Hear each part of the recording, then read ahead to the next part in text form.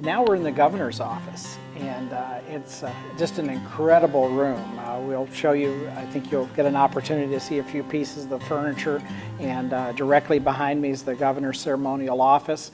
We're right now in the parlor, or the conference room. It's used many times. My experience, personal experience, is when we're having meetings with the governor on any particular bill or issue, or sometimes during session we'll be invited in for the governor to make a point of what they wish us to do or would like us to do, and to make their case for something. And so it's steeped in history, this whole building is, but this room in particular, these two rooms are just incredible to view.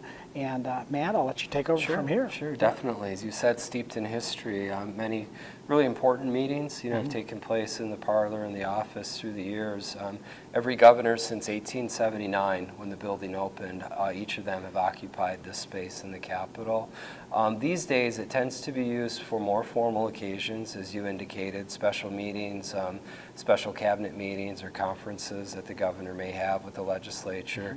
The room is restored accurately. In fact, these rooms are probably the most accurately restored in the whole Capitol, because we had a large number of really good photographs of exactly what the rooms looked like when the Capitol first opened. In fact, Harper's Weekly had come out and done a number of detailed drawings of exactly what these rooms looked like when the Capitol first opened. The furniture around the perimeter of the room is original. Probably the most, in my opinion, the most beautiful piece in the room is this beautiful Hunt sideboard off to the left of us here. And they referred to that as a Hunt sideboard because the animals that are on it are animals that would have been taken or harvested in Michigan. We have a trout on the left, a fox towards the center portion, a pheasant, also a bobcat. I find it interesting is in order to pull the drawers open, you have to actually stick your hand up into a bobcat's mouth to pull the drawers. Inlaid wood, beautiful marble top. This piece was designed and built by a Saginaw, Michigan furniture company that's still in business today. Wow. The Feege Company, or Feeges, as I think some people pronounce it in Saginaw. Back then, when our Capitol opened, Michigan produced more furniture than any state in the nation. So it was very important that we get a Michigan company to supply the furniture here. This piece was built for the Centennial Exposition in Philadelphia in 1876. Our Board of Building Commissioners went to that exhibition and purchased this piece, and then contracted with the company to have some other pieces made for the governor's office. There's a beautiful fireplace here too, and most people assume that they were functional originally. Actually, none of the fireplaces in the Capitol were ever used as a source of heat.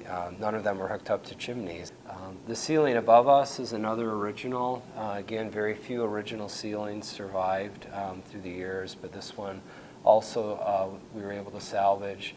They cleaned it using Q-tips and cotton balls, inch by square inch, so they didn't damage that original artwork. The clock here is original. We have several. The paintings, or the charcoal enhanced portraits, photographs that you see here, are copies of some of the original portraits that hung in the parlor. Mason would be very proud of what the state has accomplished in the years since he was governor, in 1835, and I think would be very proud of this building. Now, as you mentioned, this is more of a ceremonial office, and the governor will sign bills, have ceremonial bill signings, and at the desk behind us, and the governor's working office, though, is across the street at the Romney Building on the corner of Michigan Avenue and Capitol.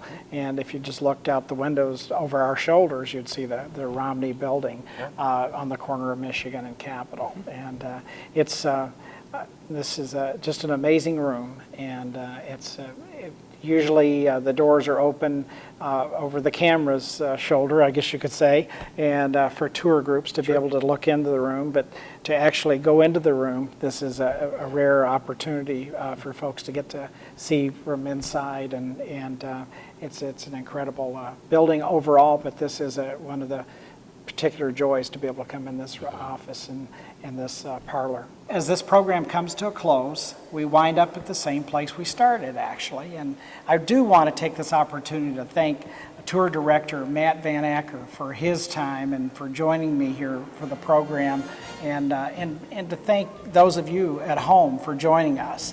And I hope this program has been informational as well as interesting, and I hope you'll stay tuned for future programs. And Matt, thank you so much for being here today. My pleasure. Thank you. We'll see you next time.